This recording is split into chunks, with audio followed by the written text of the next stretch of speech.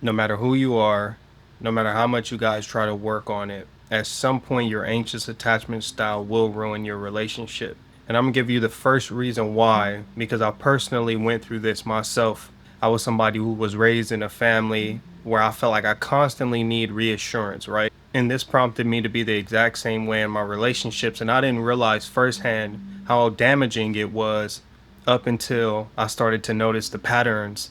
But the first thing that I want to get into speaking on is just the fact that that form of anxious attachment makes you seek reassurance rather than real connection. If you constantly need to be validated or if you constantly need to be reassured, just imagine someone else pouring into your glass. This has nothing to do with a mutual connection. This has nothing to do with you guys building as a unit, but more so somebody else taking pieces of them in order to make you feel whole. And what I noticed in my previous relationship, because I had such a bad anxious attachment style, is that I could never find any form of peace in anything that they did.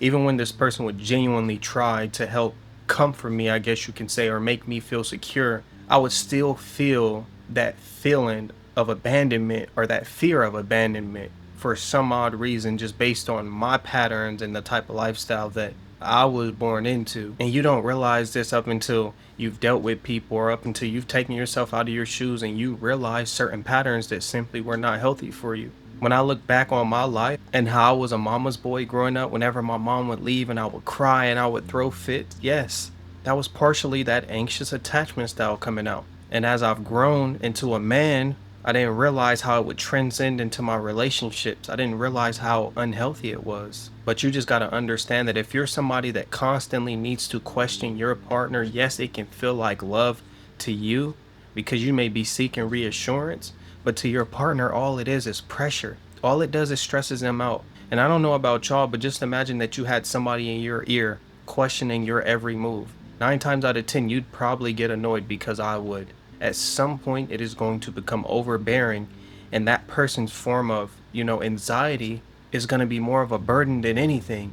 It's not going to feel like love. It's going to feel like a task. It's going to feel like a chore. In situations like this, it is okay to be selfish. It's okay to pinpoint that somebody has something that they need to work on, and you realizing that, okay, I do not want to partake or be the one that tries to build and mold you up. I understand that that's a task that I cannot do. It's something that you have to decide to do for yourself.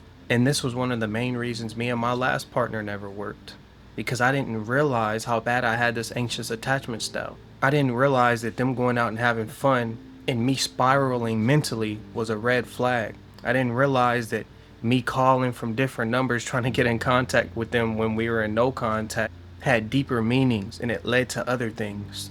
But that one fear of abandonment that you may have is the single thing that will push your partner even further away. The only thing that keeps somebody in check in a relationship is them knowing that if they do you wrong or if your needs are not being met, then you will walk away. If your partner sees that you don't have the courage, or if you have this anxious attachment style, or you're simply just not willing to walk away by any means necessary, they have no true obligation to do right by you unless they're genuinely a good person. But a lot of people will misuse and take advantage of kind people that are like that, or people who simply may not know better, or people who may have these traumas that they brought up since they were a child. Yes, people will exploit that. And a position that so many people find themselves in is they get mad at that person. Oh, why do they want to leave me? Why is it that I feel like you're pushing me away? Why is it that I feel like you're not listening?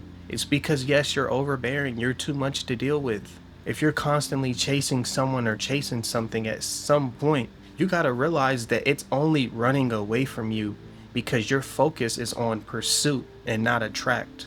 Your mind is on something that it shouldn't be on because you have that anxious attachment style. But if you're in a similar position right now, take yourself out of your shoes and get it under control, because if you don't, then I promise you it will ruin your relationship. There is no way to be in a healthy, functioning relationship with somebody who has that deep, anxious attachment style that mentally allows it to control the way that they perceive things and take over them. You have to understand that love rooted in fear is not love. It's control. If you're loving a person with all of these thoughts in the back of your head, thoughts that lead you to wanting to control their next move, subconsciously trying to predict certain things. All you're trying to do is control this person because you're anxious, because you're afraid to be alone, because you're afraid that this person may walk away based on what you lack. That's why I'm a firm believer that we have to turn and mold ourselves into the version that we feel like is most suitable for whatever it is that we want to acquire in this lifestyle. It all starts with us. Yes, you could do the work and be a person who earns love or wealth or whatever it is, but at the end of the day, you have work to do internally. You are what you attract is real. I realized this when I had a constant cycle of attracting bad women, in my opinion. And when I finally stopped looking outward and turned the focus inward and I started changing the way that I moved, I started changing the way that, or certain environments that I was putting myself in, I started attracting different quality women. But what you can't do is expect someone else to fill the void that you will not face. Don't run from it. I know so many people, or at least it's hard for so many people to look themselves in the mirror and be like, okay, I have problems. I have things that I need to work on because of pride, inflated ego, whatever it may be. But you have to be able to take accountability in a sense that allows you to grow, because if you do not, you will always be stuck in this position. You will always see people coming in and out of your life because it's just too much. They are not the creator of this earth. They do not have the power to mold you into a new version of yourself. And you shouldn't even want another person to have that responsibility because it's so overbearing. Now, there's a difference between simply reassuring somebody that needs reassuring and having that anxious attachment style. There's nothing wrong with letting your partner know that I love you. There's nothing wrong with showing up for your partner in the ways that you need to show up for them. But there is something wrong with a constant feeling of control, a constant feeling of having that fear like, oh, they may leave me, or this person doesn't love me, or this person this, or this person that. Why are you so anxious? Why are you so over the top with somebody that you're supposed to be committed with? You have to ask yourself these questions. And a lot of it is going to be due based on their actions, of course. But what you can control is the way that you react to it. And if you're allowing it to make you anxious, then you need to fix that first. Work on you so that what you want can come into your life. And all anxious attachment does is create cycles. You get irritated or you get anxious, they pull away, and then you chase them because you're afraid to be alone. You may not see yourself with anyone else. You may lack a sense of self-respect. So now I put you in this constant pursuit that isn't doing anything but pushing them further away. I've done it. When I was with my last partner, I had these traits and it never helped me whatsoever. In my mind, I was thinking, oh, fight for the things that you love. But ask yourself, are you really fighting? Is this something that I'm going about the right way? And if you're crossing boundaries, or if you're not listening to what this person is saying or how they may need space, then all it is your anxiety taking over you. All it is you lacking a sense of self-control. Because if someone wants out, then they want out. And you have to respect that. You have to love yourself enough in order to let go when it's time to let go. Fix you before you can fix anything else. Because I promise you, a lot of the times when we're in these relationships, if you just take a moment to correct yourself before judging the next person, I promise you, you'll see that a lot of the issues that are occurring stem from you.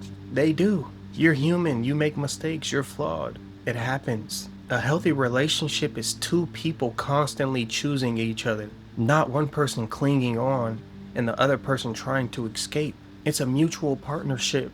That's why I feel like it's super important to have a sense of identity prior to getting in a relationship, because when you know who you are not going to allow that relationship to dictate that for you. Because we all know that relationships can change your perspective on a lot. It can change the way that you feel about yourself. It can change the way that you view the world and the people around you. But when you have that sense of identity, you are secure in your own being, and you will not allow a relationship to shift that. Once you lose yourself in a relationship, or once you feel like you lost a sense of your true being, then that's when everything is going to go downhill.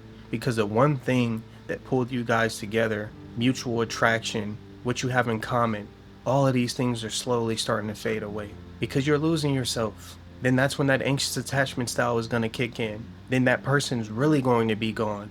If they see you're not willing to walk away, then that person is definitely going to retreat. They are not going to want to be present in your life because you are not secure, you are not whole by yourself. That will always be a problem. And the last thing that I want you to understand is the fact that you do not lose love by letting go of attachment. You lose the anxiety that comes with it. But in turn, you find yourself. And it may be challenging at first, going against something that may have seemed so normal. That constant pursuit, feeling like you have to get them back, or feeling like that door has to always be open. But once you let it go and you get yourself right, get yourself back to the state of mind that you should, if it's for you, then it will return and you'll be in a way better headspace. So just keep that in mind. But if you made it to the end of the video, I just want to say thank you so much. It's your boy Blue Jay Tay, and I'll see you on the next one. Peace.